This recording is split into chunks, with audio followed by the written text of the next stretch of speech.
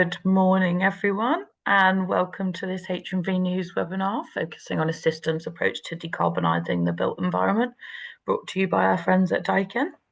Your first speaker, Steve Molloy, has more than 25 years' experience in the HVAC industry and has built a wealth of knowledge through working closely with the whole supply chain of the built environment.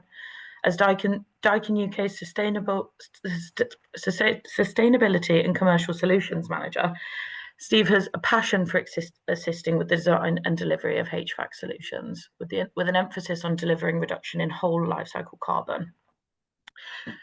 As your second speaker, Matteo Dall'Ombra, is the Commercial Marketing Manager at Daikin UK, with over 13 years of experience in the HVAC industry. In his current role, he leads marketing initiatives that support the commercial growth of sustainable HVAC technologies across the UK. Having previously worked in specification, product management, and engineering roles, Matteo brings a well-rounded technical and strategic perspective to the promotion of low-carbon, energy-efficient solutions. Now, the speaker session will last just under an hour, and then we'll move on to Q&A. So please be sure to put any questions or comments you have into the Q&A box down below, and we'll discuss those as soon as we reach the end of the presentation. Please note this session will be recorded and made available for later viewing. And with that, I'll hand you over to your hosts. Thank you, Ella, for that. Thank you. Yes, as Ella says, I'm Steve Molloy, Sustainability and Commercial Solutions Manager. Hopefully you can see the agenda come up now. We'll be just covering some industry updates and some rapid changes in the F-gas regulations that are actually quite a big hot topic at the moment. So we'll see how that's shaping our industry and some other drivers. And then I'll hand over to Matteo, who will cover some practical things to consider and helping on the decarbonisation journey before we hit to the Q&A. So just giving an overview of where we're at and the rapidly changing F-gas regulations. What's driving the decarbonisation process? You know, we hear these terms: decarbonisation, sustainability, net zero. What's it all actually coming down to? I don't actually like using the term net zero anymore because it's become political in the UK. We are finding that the opposition in Parliament is saying we can't get there. So whether it's Conservatives or Reform, they're trying to step away from that net zero by 2050. But the fact of the matter is, within the UK, net zero by 2050 is legally binding. No matter what happens in terms of which government come in, they would have to go through Acts of Parliament to get that changed. So we are still committed to that net zero. What net zero might actually look like in terms of planting trees somewhere, we don't know. It's yet to be defined. But in terms of us as an industry, what can we do? It's actually looking to do more with less. I'm just more about the decarbonisation and efficient use of resources. That's what I think we should try to do. Let's not think, well, we can't get there at 2050. Let's seek to improve on what we can do. But as you can see on that line, where we are not going to hit with the existing measures to decarbonise net zero by 2050 within the UK or worldwide. So looking again holistically, this is quite an interesting article from earlier in the year about showing, and it was recently, how this year we're on target for doing even better. Worldwide, 40% of electricity produced will be from clean energy. I think that's really good worldwide. You know, we hear different countries, what's happening in the US, what's happening in other countries about burning of fossil fuels. 40% is a really good metric we've hit. However, the demand for electricity is going up, and that is actually driving the use of fossil fuels still, because even though it's 40% is from clean energy, the overall production of electricity is going up, and so fossil fuels are still playing a big part. But what was really interesting was actually this part here, the BBC actually making reference to the increased use of air conditioning. So this drives it home to our industry, you know, what part to play that the air conditioning industry is having in driving up the need and use of electricity.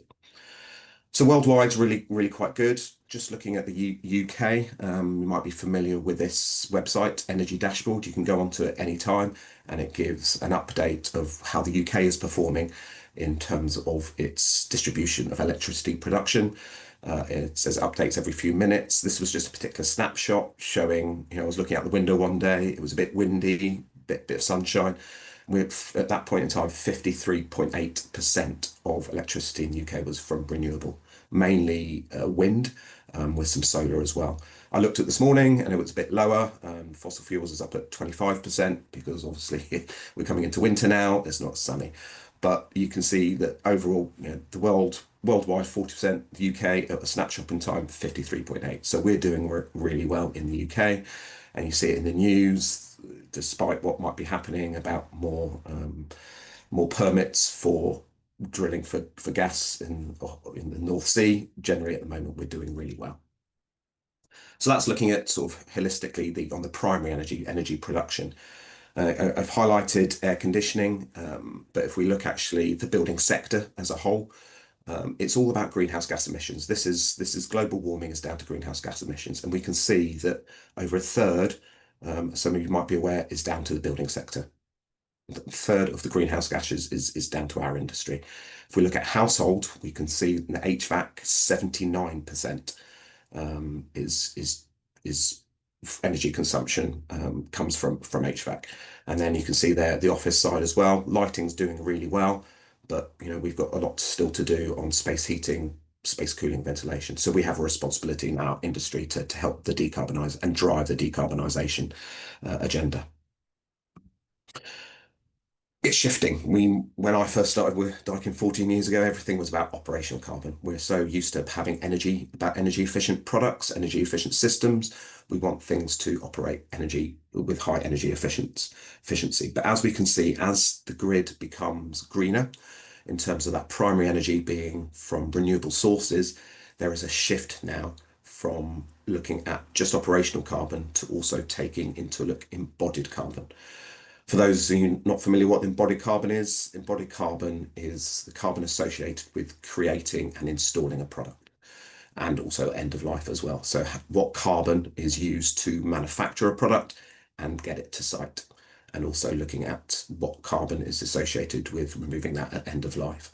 So with the grid becoming greener, there's a bigger reliance now on measuring and giving data on embodied carbon. In the EU, it's a bit of a difficult situation at the moment because there's two things at play. They're looking at energy efficiency, which is the ERP directive. So there are minimum standards set for energy efficiency of systems and products that manufacturers have to hit in order to be placed on the market. But there's another part at play, which is the F-gas regulations, which looks at the GWP and the impact of refrigerants. Now, the impact of refrigerants under the F-gas regulations makes up embodied carbon, part of a quite significant sector in the embodied carbon. So at the moment, the two don't really talk to each other between the F-gas and ERP directives. So it's really trying to have a fight out. But at the moment, the F-gas regulations are taking priority over energy efficiency. So we are expecting that if you're using a lower GWP refrigerant that might not necessarily be as efficient, they will set lower efficiency targets. So it doesn't have to be efficient. So in order to lessen the reliance on the use of higher GWP refrigerants, they'll be allowed to be less efficient. So currently, what's actually happening with the F-gas regulations, the green line is what the rules were just over a year ago in March, as of March 2024. And this is a phase down in trying the reliance on refrigerant, and it's done on tons of CO2 equivalent. So it's not just looking at the amount of tons of refrigerant in the market. It looks at the GWP of the refrigerant and the amount being brought into the market, and it tries to drive down the actual reliance on that. So for instance, as a country, as a manufacturer, if you're using R410A, which has a GWP of 2088, you hit a certain level. But if you use R32, which has a GWP of 675, you can use 3 times as much of the refrigerant. So hence, we are trying to, in terms of the quota which each manufacturer in each country has, if you use a lower GWP refrigerant, you can put more of it onto the market. The rules changed in April last year to a much more aggressive reduction of the available quota. And as you can see there, there's a big step down approaching towards the end of 2025. So we have to drive harder as an industry to use even lower GWP refrigerants. I will just say at this point, it's just been announced, you might be aware that the UK has just looking to maybe differ from the EU slightly, and it's a consultation at the moment. Now, the current proposal is maybe to be a little bit more lenient with the regression of the phase down of the quota to begin with, but then speed up to ultimately hit the same end goal. So there might be some nuances, but generally in the UK, the proposal is to go on the same trajectory, just maybe at slightly different speeds. So we still have to drive forward. It's not that we can start continuing to use high GWP refrigerants because we're only delaying the inevitable. So it's much more important now than ever, as we said, to switch to lower GWP refrigerants. If we carry on using high GWP refrigerants, we won't be able to place the products onto the market. Just one thing to say that reclaimed refrigerant has no impact on the F-gas quota. So you can reclaim and reuse as much refrigerant into systems and it has no impact on the F-gas quota. So it's really important systems at end of life to take that refrigerant back, repurpose it and reuse it, because A, it's a good part of in terms of the circular economy and efficient reuse of resources, but also has no impact on the F-gas quota. So moving to more practicalities, so as well as phase down of reliance on refrigerants, certain products containing certain refrigerants will also be banned at certain times. Now, I just want to emphasize at this point, the refrigerants are not getting banned. We see sometimes a lot in the press and on LinkedIn, oh, such and such refrigerant is getting banned. That's not the case. It is the product containing the refrigerant that is getting banned. So for instance, at the top there, single splits with a charge of less than 3 kilograms, it's already been banned for use of R410A. You cannot place into the market single splits on R410A. But as you can see there, at the end of 2028, we will not be able to place onto the market any splits with a refrigerant charge of less than 3 kilograms with a GWP above 750. Sorry, above 750. So the point is, at that point, we will not be able to place onto market any product containing R32. We will have to switch to a refrigerant with a GWP of 150 or lower. And also at the bottom there, VRV systems, the larger refrigerant systems.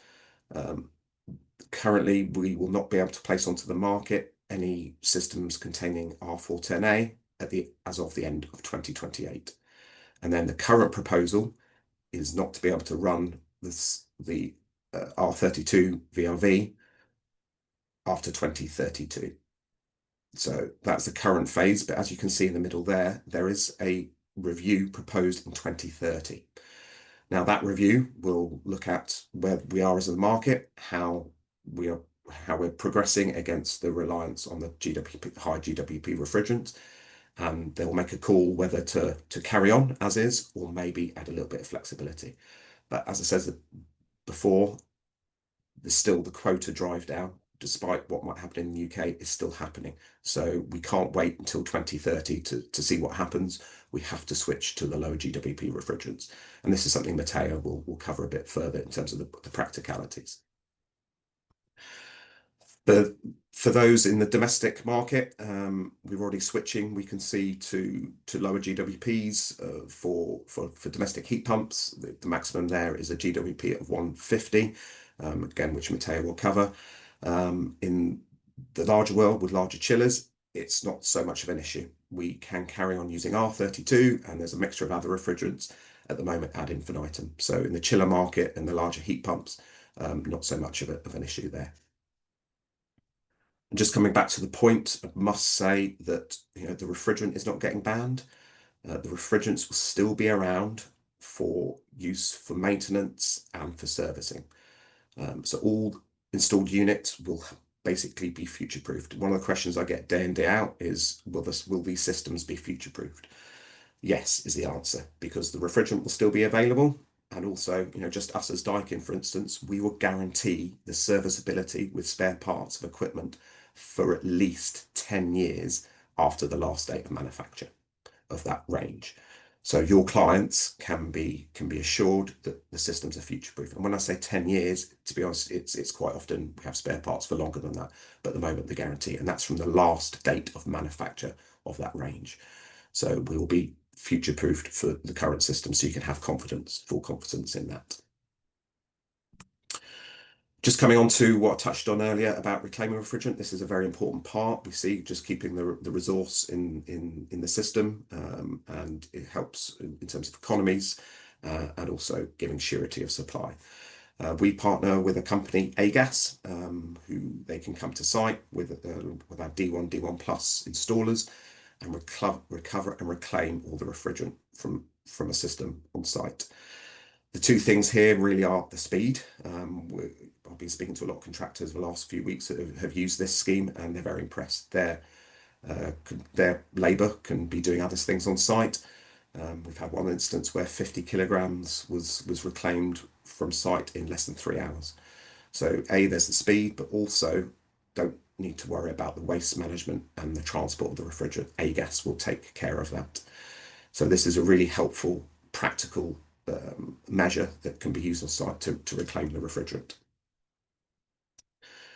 And what do we do with that refrigerant? So we still manufacture R410A equipment in our factory in Belgium, but we do not use any virgin R410A. It's 100% reclaimed. So this has the benefit, as I said earlier, of having zero impact on the F-gas quota. So this frees up us as a manufacturer to use our quota on other systems. So whether it be R32 or any other F-gas systems. So this really does help give surety of supply. But the other thing here is interesting is about the embodied carbon and the circular economy. Its studies have shown from our head office in Japan that reclaiming and repurposing the R410A is 90% less carbon intensive than producing virgin R410A. So again, this really does help on the decarbonisation journey and the circular economy. 90% less carbon intensive is quite significant. One thing we can also do on a site is actually come to site if it is an R410A system, and we will provide that refrigerant as 100% reclaimed. So we have had an instance where the end client, didn't want any virgin R410A on their site because of their own ESG policy. So it had to be R410A systems because of the nuances of the site. So they had our VRV system with 100% reclaimed refrigerant. And this was also specified by the client that we would turn up and we would actually provide all reclaimed refrigerant for the top up that was required during the installation. We can also do it for R32. Obviously, we haven't got reclaimed R32 at the moment, but it's something we are looking at. It's just that there's not enough R32 on the market yet to make it that worthwhile. And our engineers will also help fine-tune the system to ensure it's optimized and running efficiently. So to help reduce the energy bills, that actually that operational carbon, will make sure that it's running at its optimum, most optimum as well. At that point, I shall now hand over to Matteo, who will take you through some practicalities. Thank you very much. Good morning, everyone, from my side as well. Hopefully you can all see my screen. Yeah, I can see in the preview, so it should all be fine and dandy. Right, so for my section of the presentation, what I'll do is give you a bit more of a sort of practical overview in terms of how do we translate some of the policy, some of the design changes, some of the sort of direction from a legislation point of view, and make them into actual product choices that we have either just launched or about to launch, or essentially just give you a bit more of a practical overview of essentially what the practical implications of some of these changes will be when it comes to products on a day-to-day basis. Before actually going into the actual product themselves, it's worth having a bit of a look at the questions around refrigerant. So again, Steve has shown you certain timelines, certain deadlines in terms of phase out, in terms of what kind of refrigerants we will need to look at. And fundamentally, as you can imagine, refrigerants are a big portion of what we do on a daily basis. And so it's something that we always look after very, very seriously. And basically, I just want to show you, give you a bit of an insight on how Daikin chooses the next refrigerants. So basically, what is the process that allows us to go from thousands of possible options to narrow it down to a more manageable number that will then represent a practical choice that we make for the future. And the 4 criteria that you see on the screen are the 4 criteria that we look at when we set to make these kind of decisions. We start, of course, from an environmental point of view. Goes without saying that any new choice should improve compared to where we are now.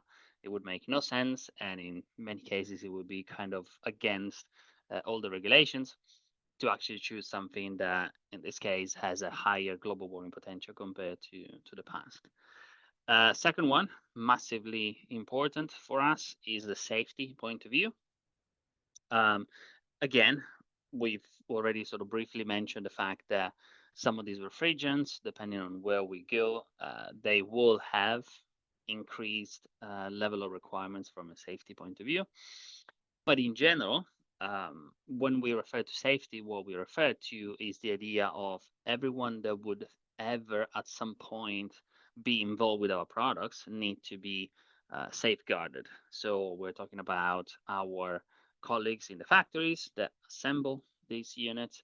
We're talking about whoever transport the units, the storage, the installation, of course, the service, the maintenance, and of course the end users, so the people that will actually live with these products for many, many years. So we want to make sure that when we design a product, no matter what the refrigerant is, that we account for all these people throughout the chain. So making sure that everybody is safeguarded in the way that concerns them. And then, of course, again, goes without saying, whenever you release a new product, you want to make sure that it's future ready, it's future proof. It can have a very long lifetime and continue to deliver value on a daily basis from the moment it's turned on to the moment it will have to be decommissioned. And then the last one, the affordability piece, is, I would say, certainly not the main driving factor, but we also need to recognize the fact that we operate in a certain type of commercial market and environment.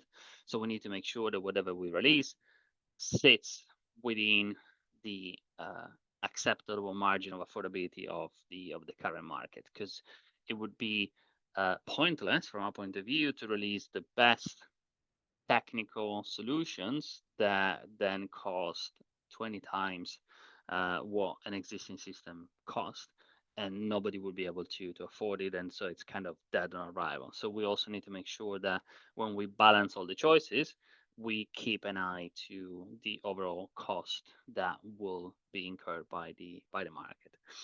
And so when you put together the requirements from a legislation point of view, and also the 4 criteria that we just went through, you are not really left with a million choices, given the type of chemistry that is available to us at this very moment. So what you see on the screen at the moment, these are the 4 options that we see for the future. Starting from the left-hand side, where you go R32, which is essentially not really a future choice, it's a today choice from that point of view, of being essentially the most capable refrigerant at this stage to be able to cover any type of applications that we have available to us. And then essentially what we do is that we take R32 and we use it as a benchmark to understand the future choices. How do they compare against where we stand at the moment? So in terms of future choices, you see a mix of names that you may recognize, maybe some newer names, but we have R290, also known as propane, R454C, and R744, or better known as CO2. So I'll just highlight a couple of things when it comes to the major differences. Fundamentally, you can see all of these choices are very well positioned from environmental point of view, with incredibly low GWP, to the point of course, CO2 being the benchmark when it comes to grading every single other refrigerant from a GWP point of view. And of course, both R290 and R7 and CO2 being natural refrigerant, they will be exempt from any phase out or any sort of quota limitations as it stands. So they have a double advantage from that point of view. 454C is a blend of R32.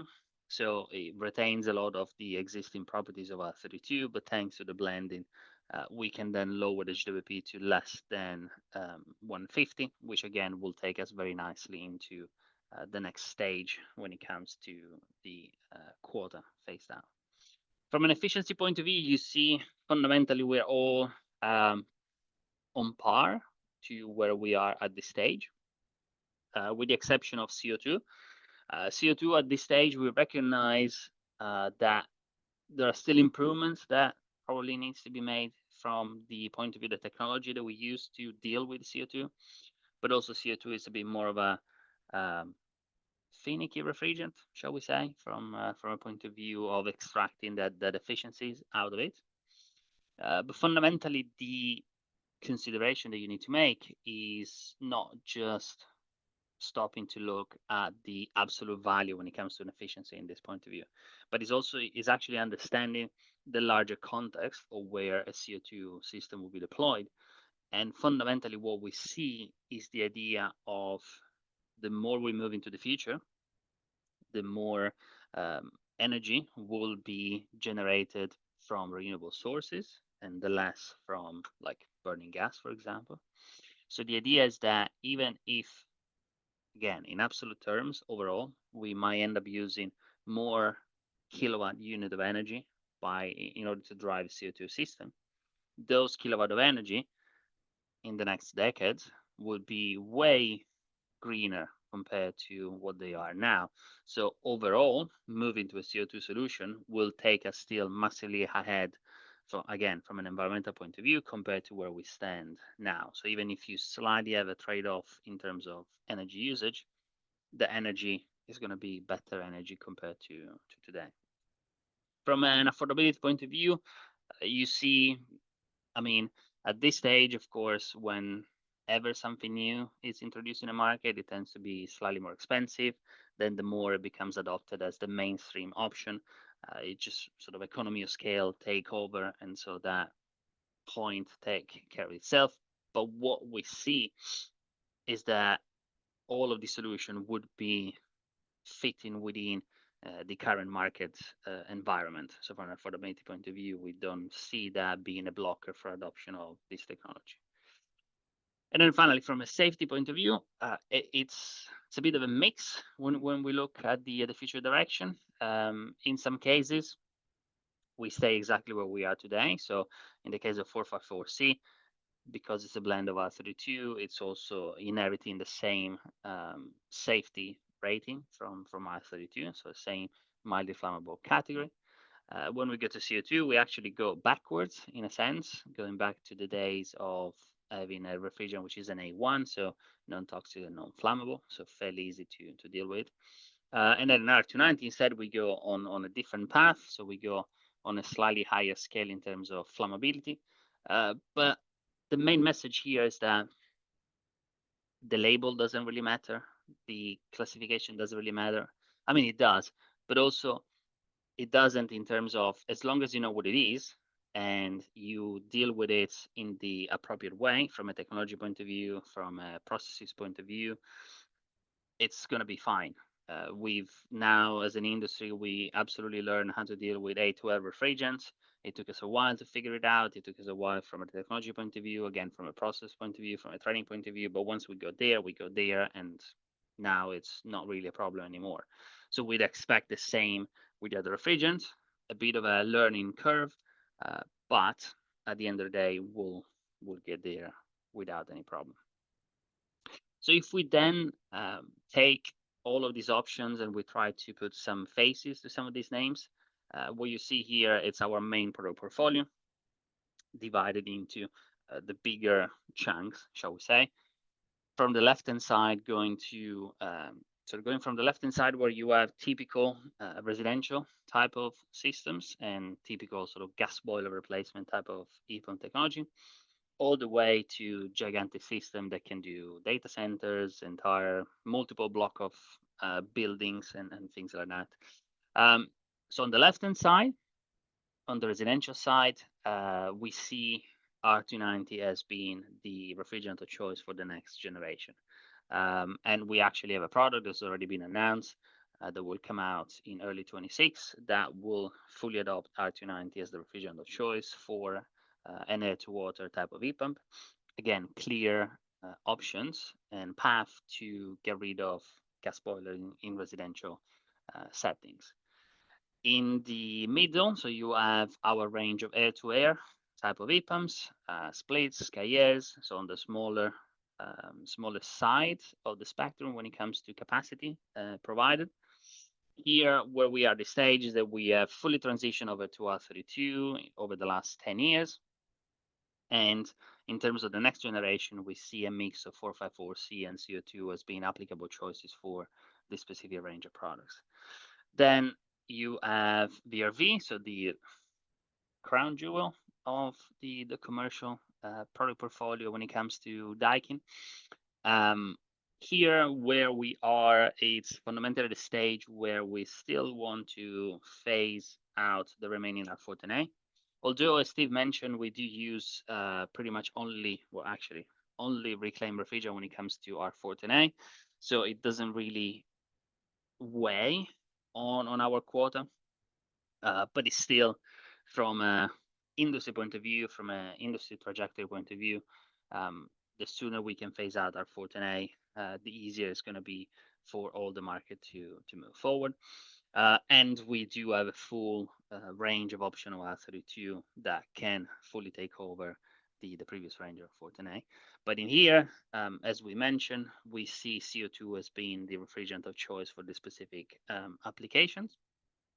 And also, I'll show you again a bit more of a practical way that we've gone about to set the direction when it comes to VRV. And then finally, on the right-hand side, so we spoke about large chiller, large air source heat pumps, again, things that go up to multiple megawatts of capacity, so really, really large systems. In here, we've always had a bit of a mix of refrigerant depending on what exactly you were aiming for, if it was more of a higher efficient solution, more of a lower sound solutions, more of a simultaneous heating and cooling type of solution. So there's always been multiple choices, and that will continue. But again, with the overall directions of keeping that GWP as low as possible and making sure that we are ready for all the future changes from a quota point of view.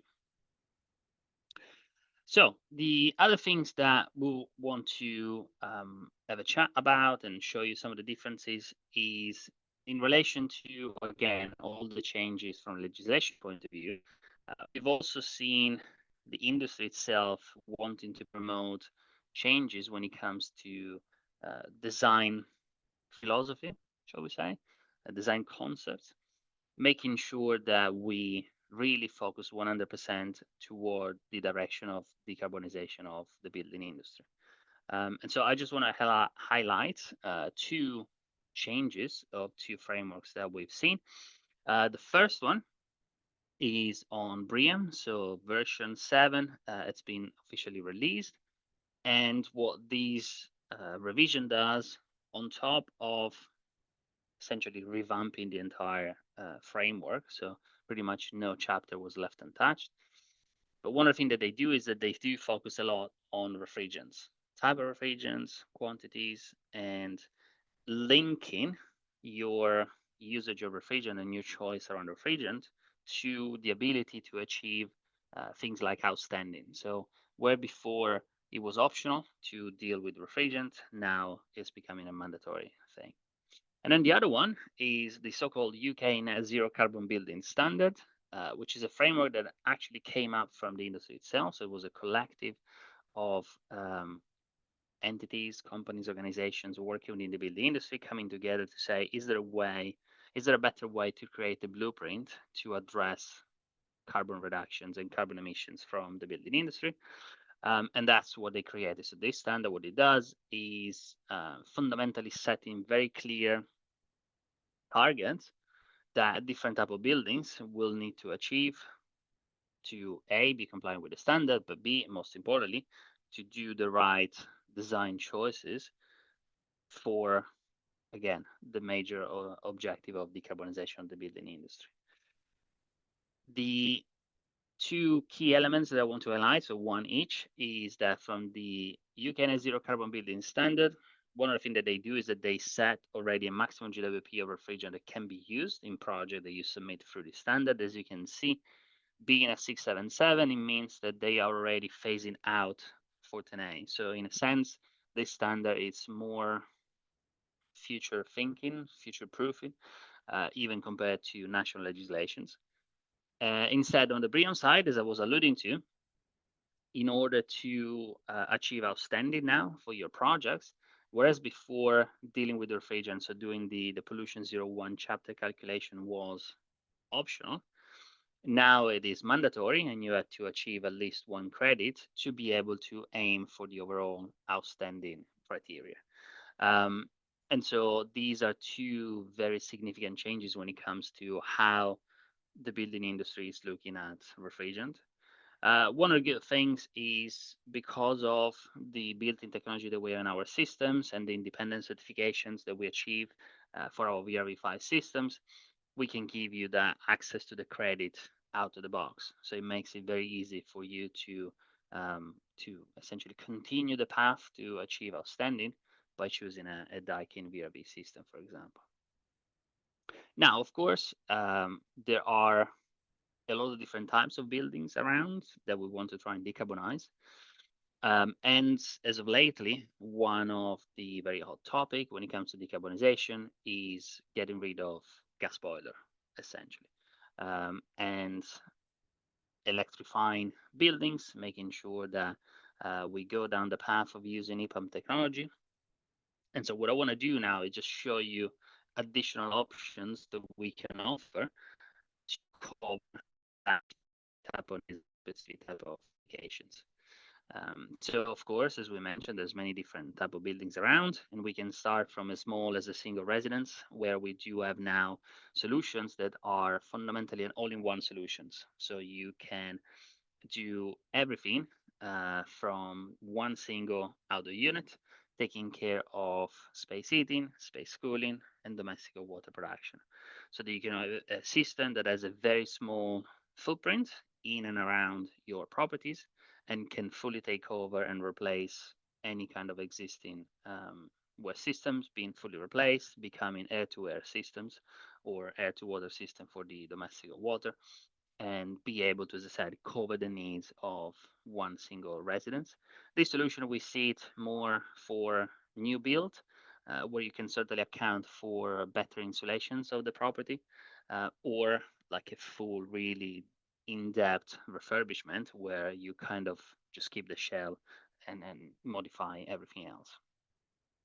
Or if you maybe just want to replace an existing wet system, so with radiators or underfloor heatings, just essentially taking out the gas boiler and replace that engine portion, then a monoblock system, so an air-to-water heat pump system would certainly be a great option to look at. And here, I just want to show you again what we are doing to push the technology forward.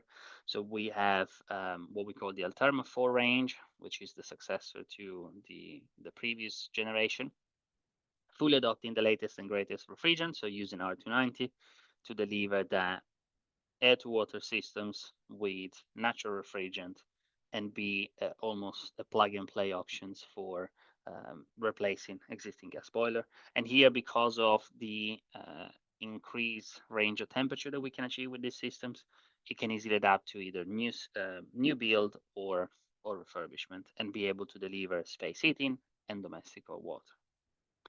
But what about if you go a tower with lots of different apartments and you want to cater for that need?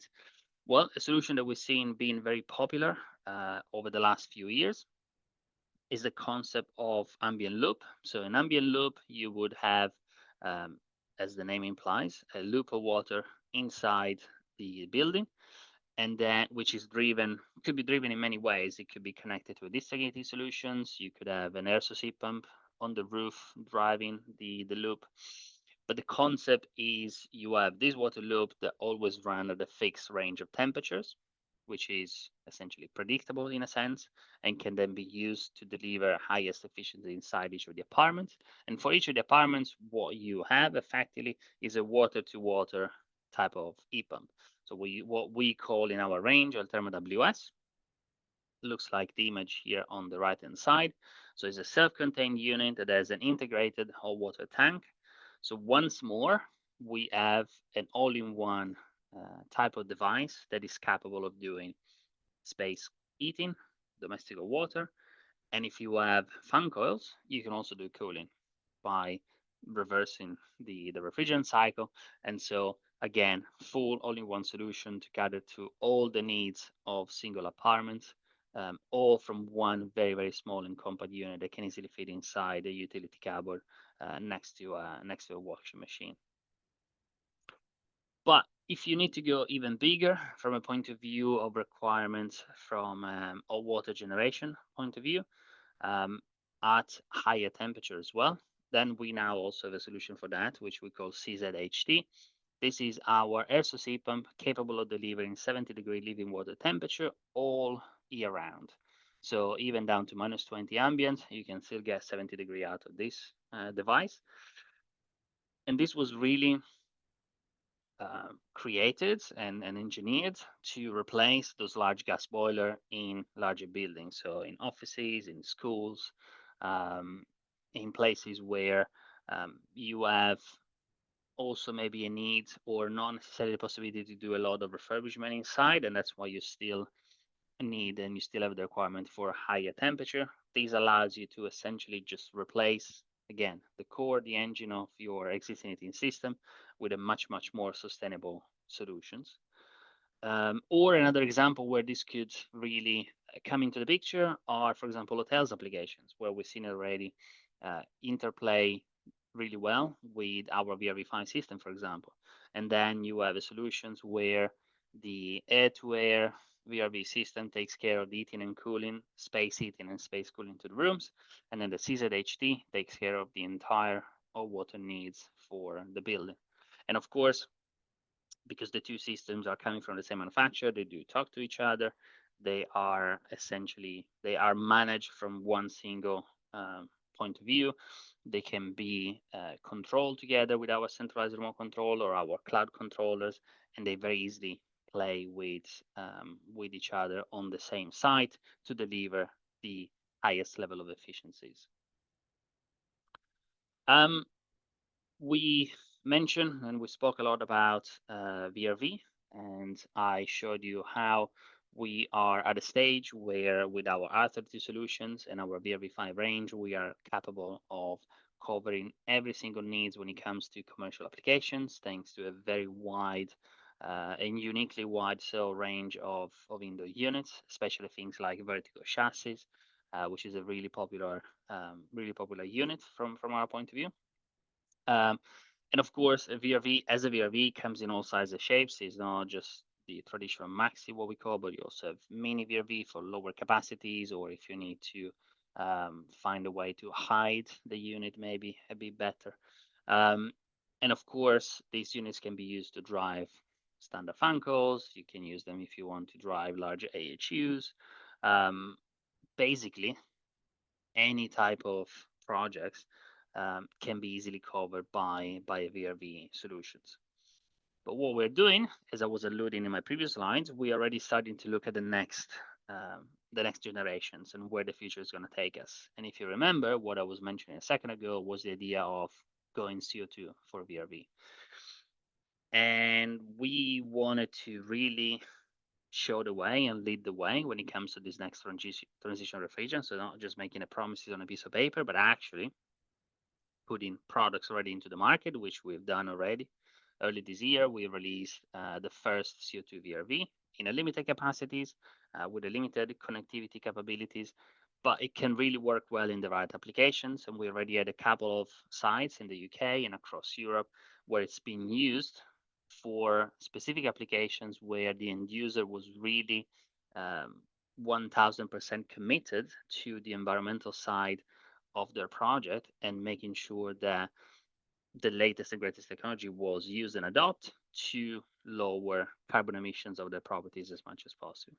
So we don't see, as of today, we don't see this unit as becoming mainstream now, but we see this one as the first step along the journey to progressively migrate the portfolio from where we are now to where we need to go into the future. We have still quite a long way to go, even just from a legislation point of view, but we know that this transition takes time, and we know because we've been through many transitions already in the past, so we know exactly what we are talking about when we say that it takes some time.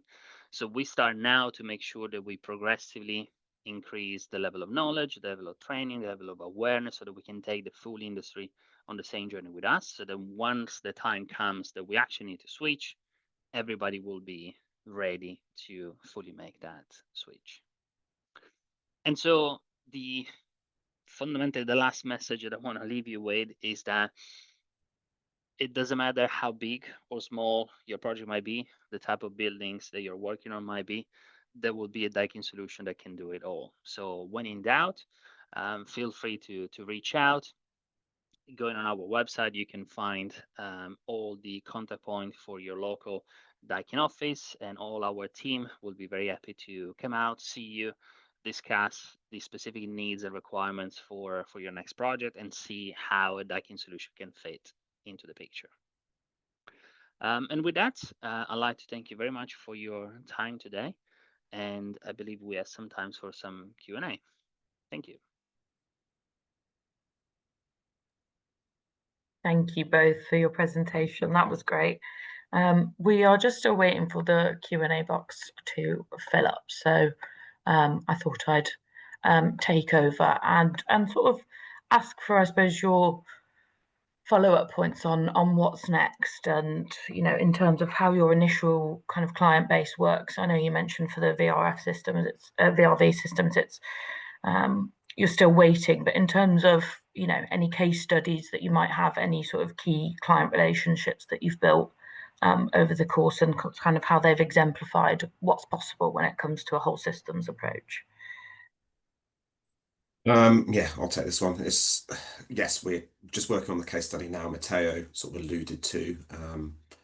I don't think I can mention the name quite yet, but let's just say that there's some large supermarket retailers we're working with. The first install of the CO2 VRV is at one of their stores, and we're having more conversation about more of their sites. They actually wanted the CO2 VRV in their head office, which is at the moment probably too big a scale to trial this.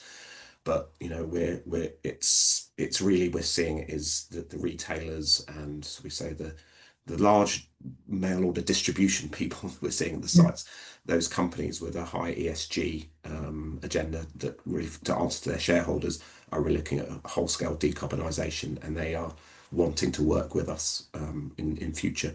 So it is really using these as sort of case studies, as he says, to mark out. So watch your space, case studies will be coming.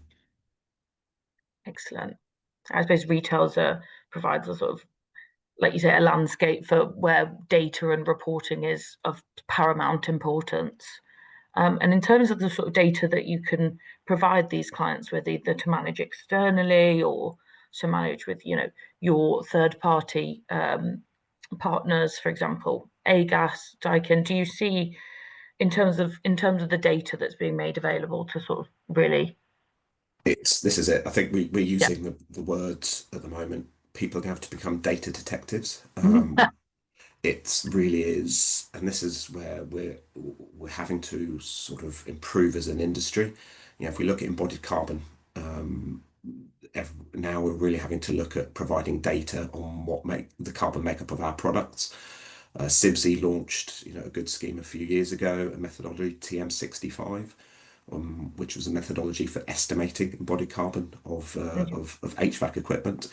As I've always said, it's relatively easy to work out the embodied carbon of a chair, that maybe have four components in it. That's, a bit of plastic or leather or whatever, and a bit of metal. You can build up a carbon picture of how that was manufactured. But when you're looking at HVAC systems that have thousands of components and a very diverse supply chain, it's a lot more difficult. So TM65 was a good start to estimate, that in terms of the embodied carbon. But the sort of golden egg is EPD, environmental product declarations, and that's the journey. We're used to seeing EPDs, for maybe like concrete and windows. Daikin are proud to say that actually we were one of the leaders in providing EPD data. So we have some suites now of EPD which is available from our website for environmental product declarations. So that really does help build up that embodied carbon picture for a building and more accuracy as well. As Matteo says, looking at BREEAM and the UK Net Zero Carbon Building Standard, everything's data driven. So it's no longer good enough to design for compliance. It's a bit of a bugbear of mine that Part L building regs hasn't really changed since 2013. But it's almost just putting in figures and nobody actually checks how these buildings are performing, or there's no, should we say, no penalties. But with these new schemes, we've been saying for years about the performance gap, and people just accepted, oh, there's a performance gap. The building's not performing how it's designed. Oh dear.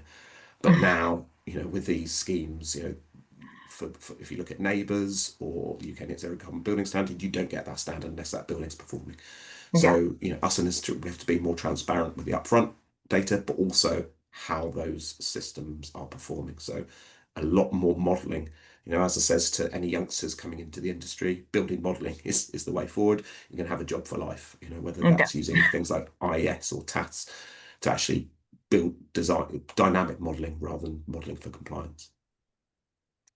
Absolutely, and I couldn't agree more. We covered the new sort of BREEAM V7 update in the last issue, and while it presents an amazing opportunity to consider things from the design stage that previously wouldn't have been a priority, it also it's about sort of proving that compliance, but also from the design stage, but also bringing every sort of element, every stakeholder together, and I suppose improving that collaboration is how that data can move forward, be shared, be actioned as we move forward. But we have a question come in from Manuel. How is it with the less than 50 kilowatt and more than 50 kilowatt for so-called self-contained cooling machines and heat pumps going below a GWP of 150? How are they expected to be implemented in the UK? Matteo, as you did cover that on the slide, I'll let you go for that one. Yeah, sure. So from a UK point of view, I guess we'll need to wait on exactly the details of the consultation. As it stands, when we look at the European F-gas quota changes, both categories have been considered, and there are specific deadlines when it comes to the type of GWP and refrigerant quantities and things like that. So I would expect, let's say, a similar policy to be applied from a UK perspective.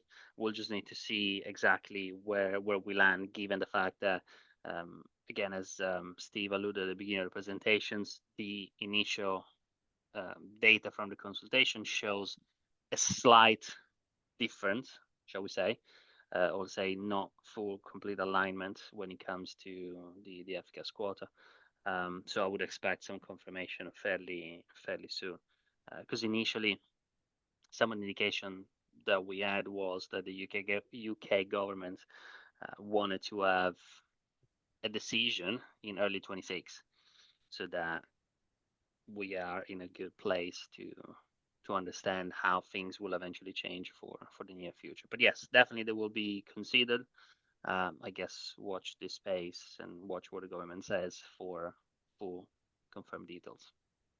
But just to add to that, I think, as Matteo covered, we've got the products, we've got the refrigerants, we have a suite of refrigerants below the 150.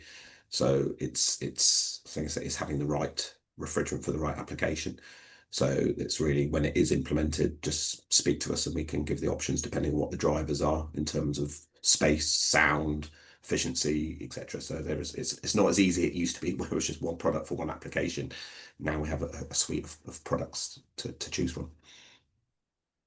I think as a as a sort of market leader, can you attest to the fact that, I suppose, while you've not been able to necessarily wait for this consultation to come through and this guidance in order to, widen and diversify your product ranges, whereas I'm sure there's a lot of smaller businesses, whether they be manufacturers or contractors, that are probably waiting to hear, and I suppose for the market to react to the shifts and the timelines, particularly for F-gas phase downs. Do you anticipate there being a lot of, you having to take a sort of leadership role per se? Yeah, I mean, it's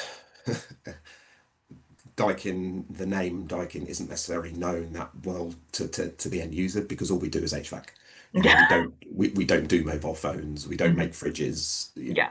We just concentrate on the HVAC.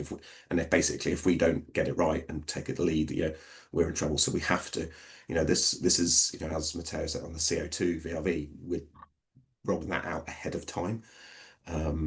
Because to get the industry used to it, to get our installers used to installing it, getting the market ready. So we have to, take this leadership as such, in terms of looking at the different options. Not all options will be, correct for the right application for the application. That's what we're saying. But the beauty is, you've got a plethora to choose from. So yes, we do feel, okay, I do work for Daikin, but it's the truth. All we do is HVAC. We've got to take the lead, or else we don't have an option. Yeah. Yeah. As many people have described it as a holistic, or even a technology agnostic approach, in that move forward with all product lines, and then as applications and specifications are confirmed, then that, as you mentioned, sort of getting your installers ready is a critical part of it. In terms of the training provision for your installers, is it training on everything so that when they're ready, and how do you sort of address, I suppose, the commissioning process for installers who might need to have a knowledge of every single product in your range in order to be able?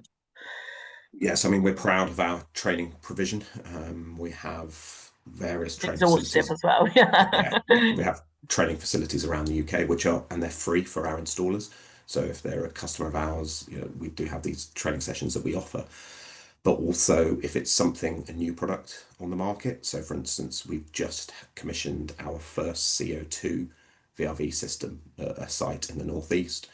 We have our engineers sort of assist. So first of all, the installers have been trained on that specific bit of equipment.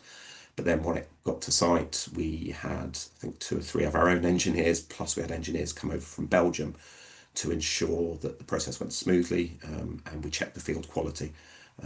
So it's not just letting the installer or the out on their own. We really do want to follow up, because to make sure, and any improvement process as well for the next site.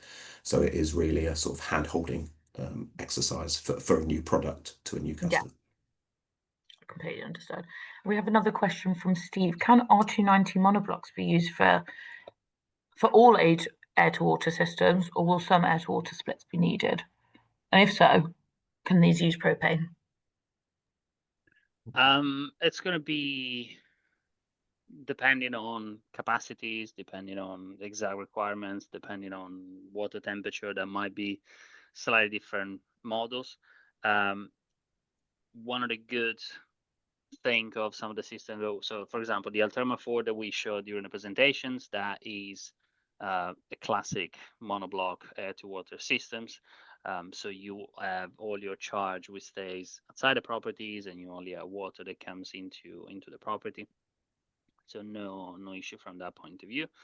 But as I said, we're looking at all possible options. In the past, some of these refrigerant-based type of air source heat pumps, from a domestic point of view, they've not been super popular, shall we say, which is why we focus a lot on the monoblock type of systems, which is way more popular from a UK market point of view. But also, one of the things that we're doing and that we tend to be really good at is minimizing the quantity of refrigerant in our systems. So really being able to squeeze as much, like every single last drop of capacity of efficiencies from every single gram that we squeeze in our system, to make sure that, as I said, we keep an eye on that refrigerant quantities, so that it makes it easy to deal with from a legislation point of view, from a safety point of view, so that we don't just charge you for the sake of charging and then ending up maybe in a more complicated situation, but we really are really keen in making sure that we always optimize the refrigerant usage to effectively make it as easy as possible to deal with these products from a design, installation, service, maintenance point of view. So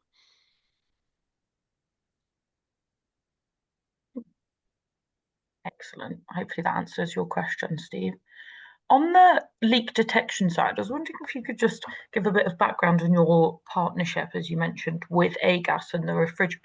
I know the refrigerant reclaim side is also, a massive part of it, but whether that sort of, has enabled any insight into your leak detection management strategies that you can help support clients with, and kind of what that sort of will look like with these higher capacity systems. I mean, from a refrigerant recovery point of view, let's say the main reason why we set up the partnership was to give our partner an easier time and an easier way to deal with a very large quantity of refrigerants. Because if you don't really have industrial equipment, like if you have a more off-the-shelf type of equipment, which is what you normally might have in your arsenal, it would simply take you a lot of time to complete this type of processes. And so sometimes in the past, we've seen maybe some shortcuts being taken because of time and not wanting to, quote unquote, waste time. It's a very boring activity to just plug one of these recovery machine and it's almost like watching paint dry kind of activity. So for us, the idea of we can partner with a company that has the industrial equipment, can do the same job in a fraction of the time that it would take you. We saw it as a way to add value to the partnerships, like first and foremost. So you can work with a manufacturer like Daikin. We are able to provide you with these extra services.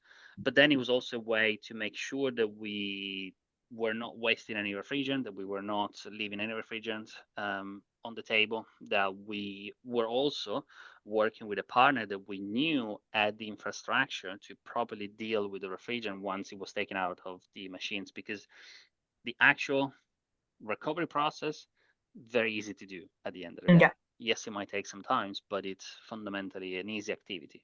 The difficulties is that, okay, now you've got a gas bottle full with some refrigerants that we don't know exactly what the quality is. It might still have some oil in it.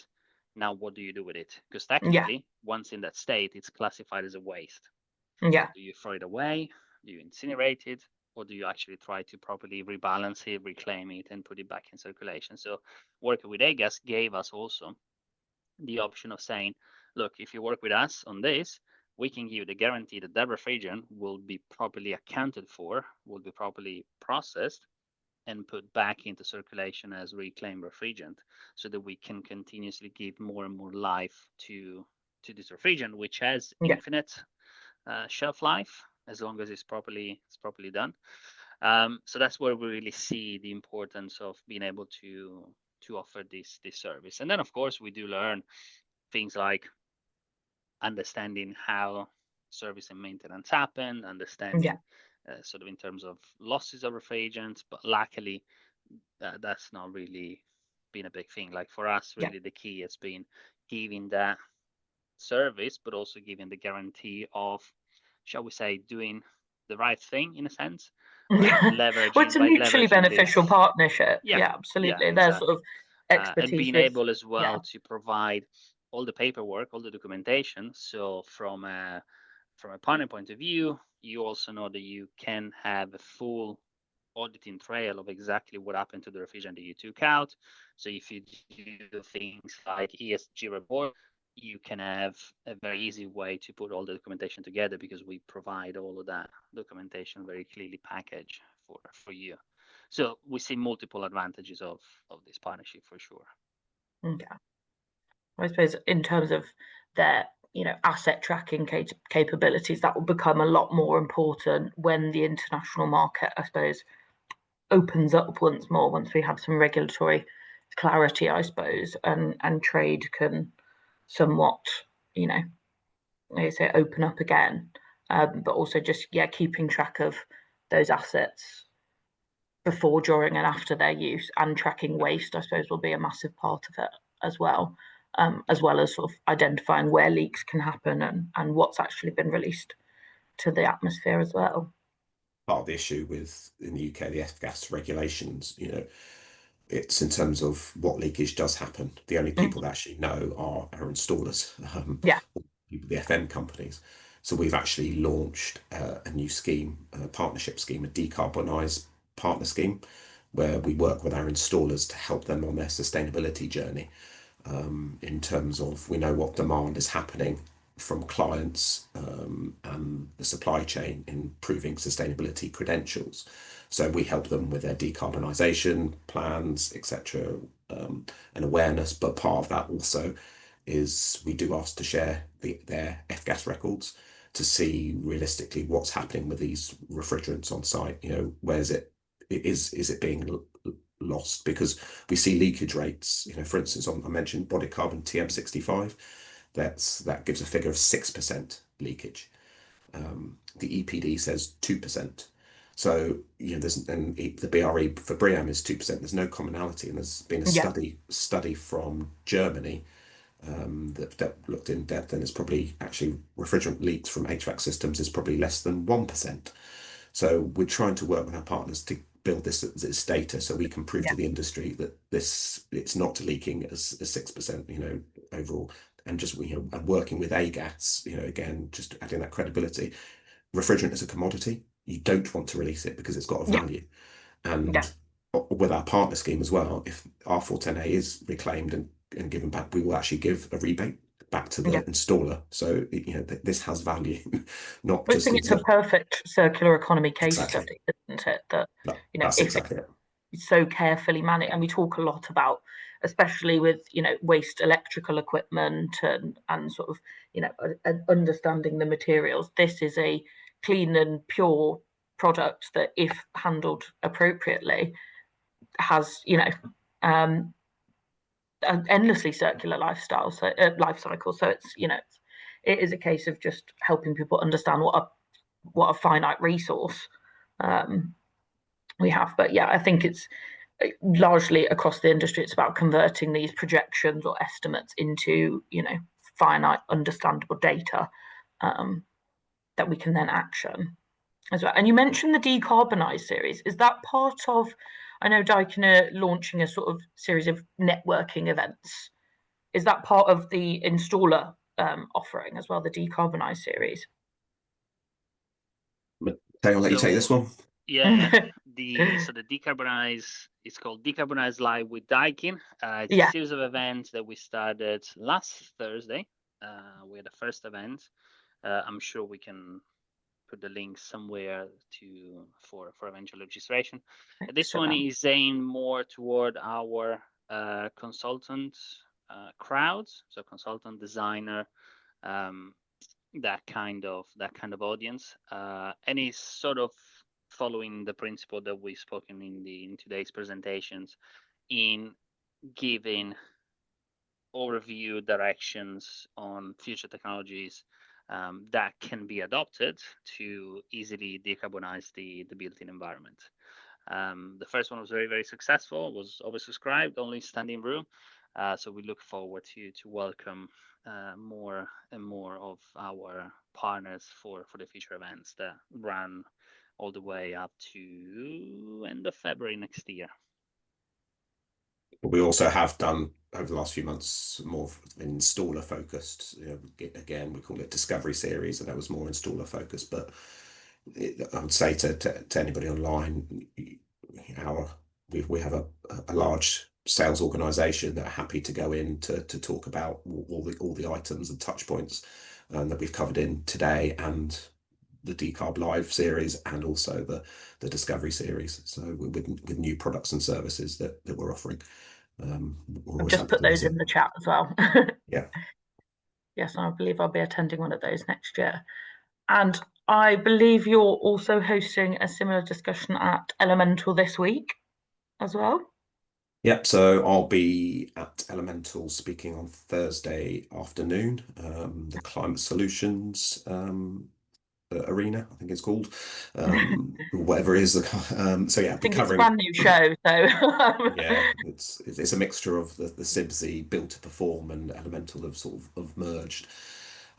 So I'll be there both days, but more I'll be actually speaking on the Thursday, covering again what we've sort of covered today. But if anybody wants to come along, it's much better to do face to face than on this webinar and ask questions and engage. So yes, I'll be covering some of these points again and just giving an overview because, as it says, it bugs me every time I go onto LinkedIn to see the misinformation on the future of refrigerants and future of products, and it's a case of that we yes do work for a manufacturer, but really it's an industry piece where we need to get some clarity and consistency on the direction that we're going. So yeah, please come and see me on Thursday. Excellent. No, I agree. There's lots of, I suppose, strong opinions that can easily translate into, I suppose, misinformation, while there isn't that sort of strong regulatory backing and understanding that the industry is, has been asking for so long. DEFRA have promised to resolve this consultation, as we said, at the beginning of next year. But I think until then, there are we've outlined some of the things that we can be doing in the meantime while we wait for government to finalise the timelines, I suppose. And that's why we've got things like the UK Net Zero Carbon Building Standard as well. I'm fairly behind that as direction because regulatory, the government are slow to change. So the industry have just grabbed it by the and pushing forward. It's a unique situation in that industry is sort of governing themselves with support from various departments as well. But industry are very much the experts, and I think companies like Daikin will, inevitably become, independent sort of thought leaders in the absence of, I suppose, especially with so much of, especially the RACHP side of the industry being so many small businesses and micro businesses. I suppose as a last point, would you have any advice for the sort of smaller businesses, even the one-man bands who are kind of looking for, support or guidance in this sort of regulatory murky waters that we're in?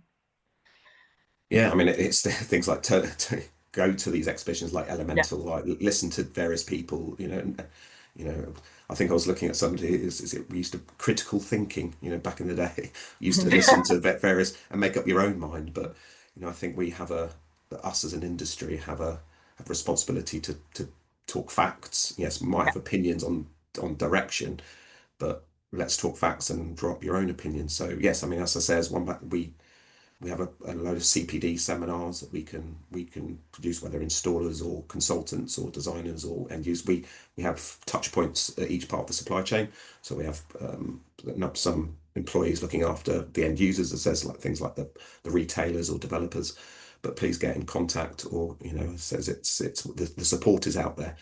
And that's what we do sell HVAC equipment, but we can only do that by education as well. So that's where I'm a firm believer. No, I couldn't agree more. It's about, we use collaboration as the sort of the latest buzzword, but it is really so important that like you say, every faction of the supply chain has a place that they can come together, even if it is just to discuss problems and highlight solutions. That's the only way we're really going to make progress in the meantime. Well, supply chain alignment. I refer to supply chain alignment all the time because not only is that good for the greater good, but it also reduces cost. With things like the Building Safety Act coming into play, we've got to all be aligned, and it's not, shall we say, that trying to do one over on somebody else or but a key accountable person, like you say, every aspect of the chain, this golden thread of information. There's so many different words for it, but it's ultimately just everyone being on the same page and understanding, I suppose, where projects, but also products are coming into play, really. Yeah, I mean, we're really seeing, we call it trickle down sustainability. You know, we're seeing such a drive from clients, end users, and developers, and it's really putting an onus lower down the supply chain. I mean, you mentioned those one man bands. Yeah, You know, if they're asked to measure their carbon footprint of what their vans are doing, or what it scares them. So that's where we're trying to help from the bottom up. It says this decarb partner scheme that we're doing to try and help yeah, show them the education piece of this is how you can measure your carbon footprint. Work with this company, and we'll support you in that to help absolutely. the what's being demanded from the clients. Yeah, I suppose at the top end, it's often this fear of sort of financial ramifications and, you know, fines, I suppose, like the clean heat market mechanism, and, you know, not being able to sort of meet these, you know, thresholds. But for smaller people, it's, you know, for smaller businesses, it's all about, you know, just doing what you can to remain mainly compliant, but ultimately, you know, reaching out for assistance where you can access it as well. And it is about that sort of, you know, education for owners, for end users, for installers, that will hopefully sort of translate into a clearer picture. But there is a lot of, you know, a lot more pressure on the smaller links in the supply chain than the bigger ones sometimes. And it's just about, yeah, having a, you know, entire view of it as well. Yeah. Well, if we are all out of questions, I think thank you so much for both for being here, and I very much look forward to coming and listening to your discussions at Elemental, and I hope some of our viewers can join us. As we say, we'll make this video, the video of this session, available on both of our channels. But thank you both for joining us, and thank you everyone for attending. Take care, and I will see you later this week. Thank you. Thanks, Take care, Thank you guys. all. Thank you. Bye. Bye.